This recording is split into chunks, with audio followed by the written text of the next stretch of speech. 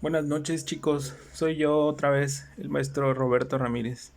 Este, Ahora con la materia de análisis de la materia prima, eh, para resolver o aclarar algunas de las dudas, este, que pudiera haber en cuanto a la actividad que les encargué esta semana. Sí, donde les pedí que también elaboraran una presentación PowerPoint en donde investigaran algunos conceptos. Por ejemplo, la viscosidad.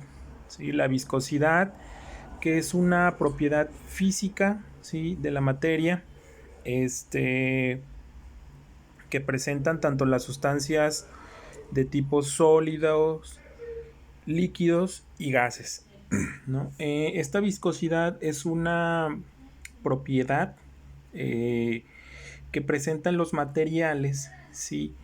Eh, y que es una medida de la resistencia que estos materiales presentan hacia ciertas fuerzas que se les ejercen, ¿sí?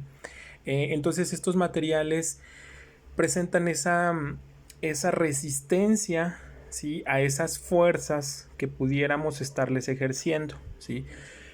Por ejemplo, uno de los casos muy comunes que a lo mejor nos ha tocado ver, ¿sí?, es el de la miel, ¿no?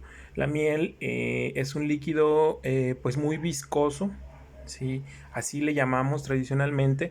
¿Por qué? Porque no fluye a una misma velocidad, por ejemplo, si lo comparamos con el agua, ¿sí? La miel es un líquido viscoso y este líquido presenta una resistencia a la deformación, ¿sí? Es decir, adquirir a una fuerza que nosotros le estamos aplicando.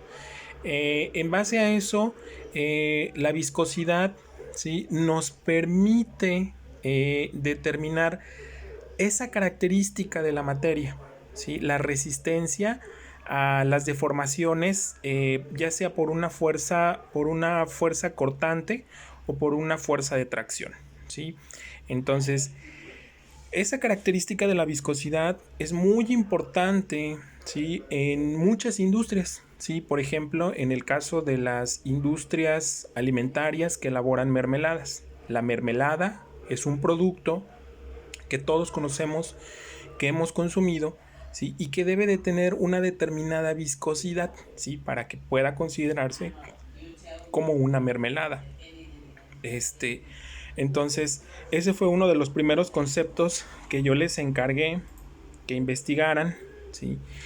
Por supuesto que esta viscosidad eh, se presenta en sólidos, pero también en líquidos y en gases, ¿sí? Aunque en menor y perdón, aunque esta viscosidad, sí, se ve reflejada de diferente forma en la materia debido a ese agrupamiento que tienen las moléculas.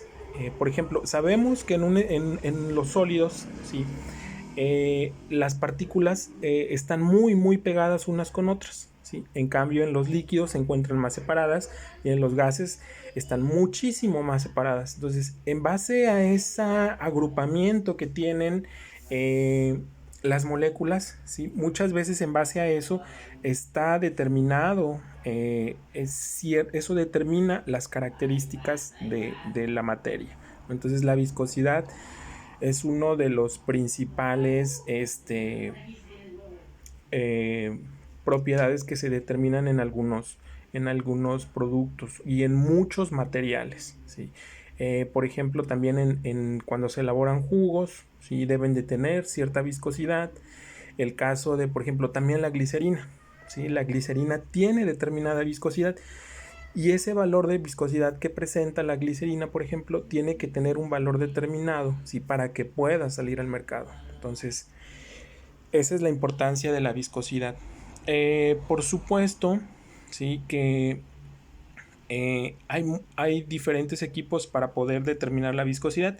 Yo les encargué que investigaran el manejo y las aplicaciones, ¿sí?, que tienen el viscosímetro de Seibold y el viscosímetro de Oswald, ¿sí?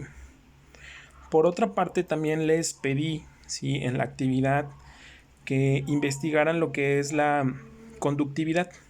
¿sí? Hay dos tipos de conductividad, la conductividad eléctrica y la conductividad térmica.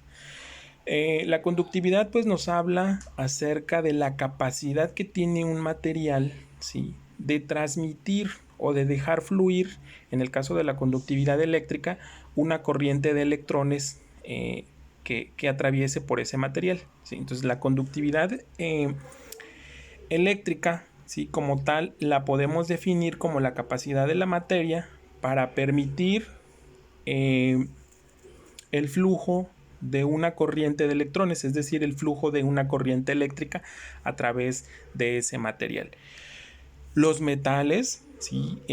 Sabemos, porque esto ya lo vimos también con anterioridad en el salón de clases, ¿sí?, que los metales son altamente conductivos. Son unos materiales que tienen conductividad eléctricas altas, ¿sí?, porque no oponen ninguna resistencia al flujo de electrones, ¿sí? Entonces conducen de manera adecuada el flujo de electricidad, ¿sí? Es por ello que, por ejemplo, se utiliza el cobre, ¿sí?, para hacer llegar la corriente eléctrica hasta nuestros hogares, ¿no? Desde donde se genera la corriente eléctrica hasta nuestros hogares. Otra de las cosas que también les pedí que investigaran, pues fue la conductividad. Perdón, pero está haciendo un poquito de calor aquí en mi casa. La conductividad eléctrica. No, perdón, la conductividad térmica, ¿sí? Que la conductividad térmica, pues, es la capacidad que tiene un material precisamente para conducir el calor, ¿sí?, a través de sus partículas, ¿sí? Como tal, ¿sí?, podemos definirla como la propiedad de algunos materiales, ¿sí?, para que son capaces de transmitir el calor, ¿sí? Esta conductividad, por ejemplo, en el caso de, por ejemplo, cuando cocinamos, ¿sí?, utilizamos un sartén que es de un metal o de una aleación de metales, es decir, de una combinación de metales. Normalmente lo que ponemos a la flama de la estufa, pues, es la parte de abajo, ¿no? Pero en un determinado momento, ¿sí?, el mango de ese sartén también se siente caliente. Esto es porque el material está conduciendo el calor, ¿sí? Se está conduciendo ese calor. Y la conductividad térmica, pues, también es una de las características que permite caracterizar a los materiales, ¿sí? Sobre todo nos habla de qué tan capaces pueden conducir ya sea la corriente eléctrica o el calor, ¿sí? Bueno, en esto consistió pues la actividad de esta semana, muchachos, de análisis de la materia prima. Por ahí voy a estar subiendo unos videos a la plataforma, a Territorium, ¿sí?, referentes a estos temas para que queden más claros estos conceptos, para que podamos entender y comprender mejor pues todos estos conceptos que son necesarios, ¿sí?, que son necesarios para cuando ustedes egresen.